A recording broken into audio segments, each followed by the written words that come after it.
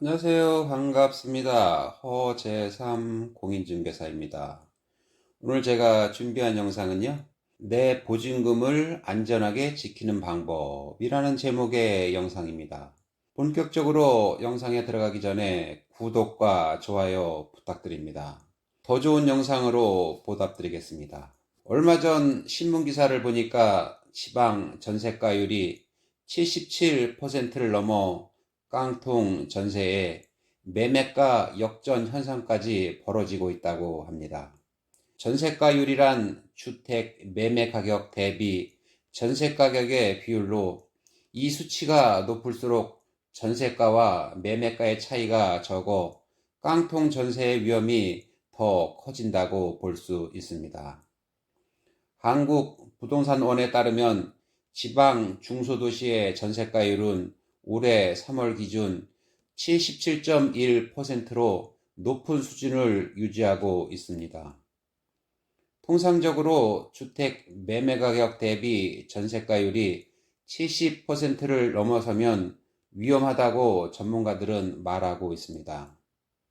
물론 전문가들은 전세가격과 매매가격의 차이가 크지 않으므로 이번 기회에 차라리 내 집을 장만하는 것도 좋은 방법이라고 하지만 집을 새로 장만한다는 게 그렇게 단순하지 않습니다. 내 집을 장만하는 것이 쉽지 않은 분들은 전세로 들어갈 수밖에 없습니다. 얼마 전 신문기사를 보니까 서울 임대차 계약 절반 이상이 월세라고 합니다. 갈수록 전세보다는 월세 비율이 증가하는 것이 사실입니다. 그러나 수도권 지역은 월세를 하더라도 보증금이 작은 금액은 아닙니다. 그러면 내가 가진 전 재산인 보증금을 안전하게 지키는 방법은 무엇이 있을까요? 가장 좋은 방법은 전세금 반환을 보장해주는 보증보험에 가입하는 것이 가장 안전합니다. 전세금 반환 보증은 계약기간 만기가 되었는데 임대인이 전세 보증금을 제때에 돌려주지 못하거나 내가 살고 있는 집이 경매로 넘어가서 전세 보증금을 반환받지 못할 때 전세 보증금의 반환 책임을 보증 상품으로 대체하는 것으로 보증보험 회사에서 반환해 주는 것입니다. 보증보험료도 저렴합니다. 그러나 현실적으로 보증보험에 가입하는 것은 쉬운 일이 아닙니다. 저도 얼마 전에 제 사무실에 전세를 구하려는 분이 보증보험을 가입한다고 하길래 지역에 있는 보증보험 담당자와 통화를 한 적이 있습니다. 담당자 얘기로는 매매가 대비 선순위 채권 비율이 50%를 넘으면 가입이 불가능하다고 합니다. 여기서 말하는 선순위 채권 비율은 은행 근저당 채권 최고액과 선순위 임차보증금을 합한 금액을 매매가 대비해서 산출한 비율입니다. 보통 다가구 주택 등기사항 증명서를 발급해보면 거의 다 은행 근저당권이 설정되어 있습니다. 따라서 다가구 주택에 전세 보증보험을 가입하기란 사실상 불가능하다고 보시면 됩니다. 2018년 2월부터는 임대인 동의 없이 보증보험 가입이 가능하고 일부 지역 다가구 주택의 경우 선순위 채권 비율을 80%까지 확대된 지역도 있으니까 계약서 작성 전에 전세 보정 보험이 가능한지 미리 알아보시면 좋을 것 같습니다. 그러면 다음에는 어떤 방법이 있을까요? 어떤 분들은 전세권만 설정하면 집이 경매에 들어가도 보증금이 100% 안전하다고 생각하시는 분들이 있습니다. 그러나 전세권이 설정되어 있다고 보증금이 법적으로 보장되지는 않습니다. 전세권은 물권으로 채권에 우선하고 소송 신청 시 바로 임의경매를 신청할 수 있고 임대인 동의 없이 양도, 담보, 전전세가 가능합니다. 단점으로는 임대인 동의를 반드시 받아야 하고 전세권 설정에 따른 수수료를 부담해야 하는 점입니다. 그러나 현실적으로 전세권 설정에 동의해주는 임대인 분들이 많지 않아 전세권 설정도 쉽지는 않습니다. 그러면 전세권과 임차권을 비교해서 말씀드리겠습니다. 전세권은 물건에 대한 권리로서 물권이라고 합니다. 임차권은 채권입니다. 전세권은 새로운 소유자 및 제3자에게 대항력이 있으나 임차권은 전입신고와 확정일자를 갖추어야 대항력이 발생합니다. 전세권이 선순위인 경우에 후순위 물권이나 채권보다 우선순위에 있습니다. 그러나 임차권은 물권에 비해 선순위라고 하더라도 우선순위를 주장하지는 못합니다. 그리고 전세권은 임대인 동의 없이 양도나 담보 제공, 전전세가 가능합니다. 그러나 임차권은 임대인의 동의를 반드시 필요로 합니다.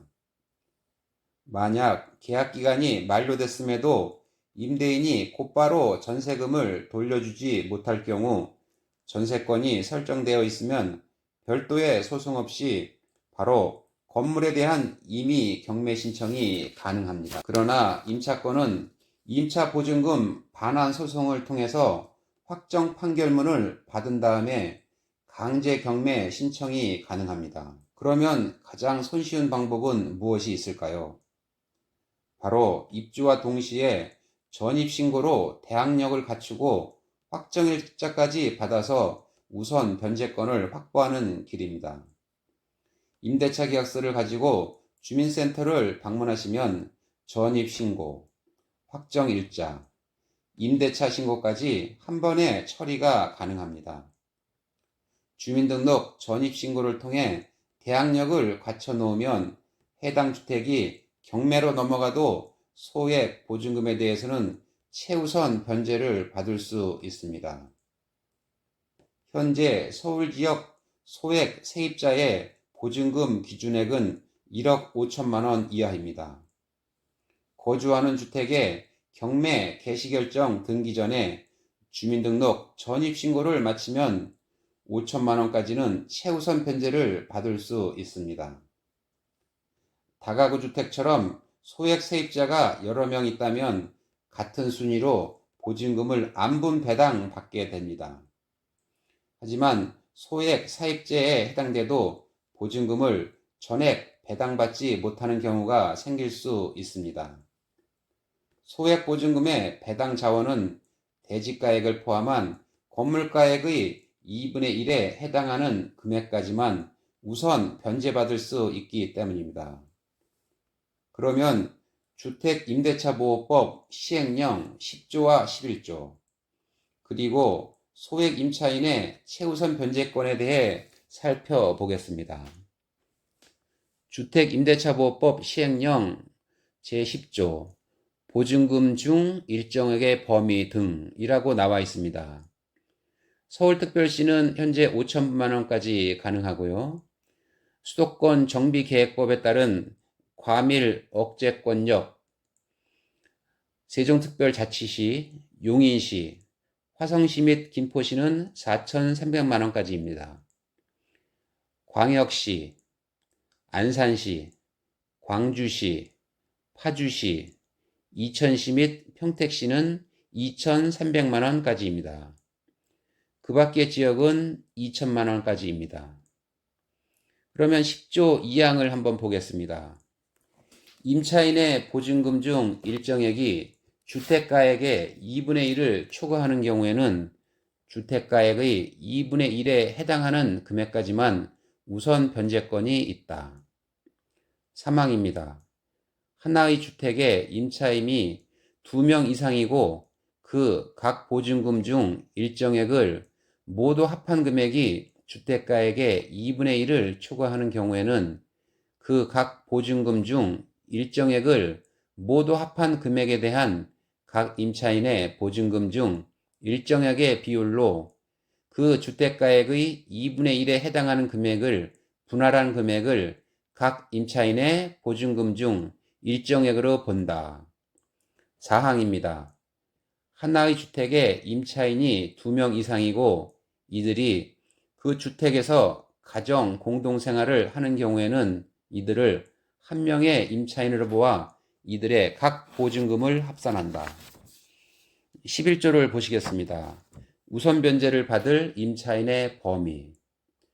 법 8조에 따라 우선 변제를 받을 임차인은 보증금이 다음 각 호의 구분에 의한 금액 이하인 임차인으로 한다. 서울특별시 1억 5천만 원, 수도권 정비계획법에 따른 과밀 억제권역, 세종특별자치시, 용인시, 화성시 및 김포시 1억 3천만 원, 광역시, 안산시, 광주시, 파주시, 이천시 및 평택시 7천만 원, 그 밖의 지역은 6천만 원입니다. 그러면 다음은 소액 임차인의 최우선 변제권이란 무엇인지 한번 살펴보겠습니다. 최우선 변제를 받기 위해서는 일정한 요건을 갖추어야 합니다. 1. 기준 시점은 담보 물건, 즉 저당권이나 근저당권, 가등기 담보권 등의 설정 일자 기준입니다. 2. 배당 요구의 종기까지 배당 요구를 하여야 합니다. 3. 경매 개시 결정에 등기 전에 대항 요건을 갖추어야 하고 배당 요구의 종기까지 대항력을 유지해야 합니다. 4. 주택가액의 2분의 1에 해당하는 금액까지만 우선 변제 받을 수 있습니다. 5.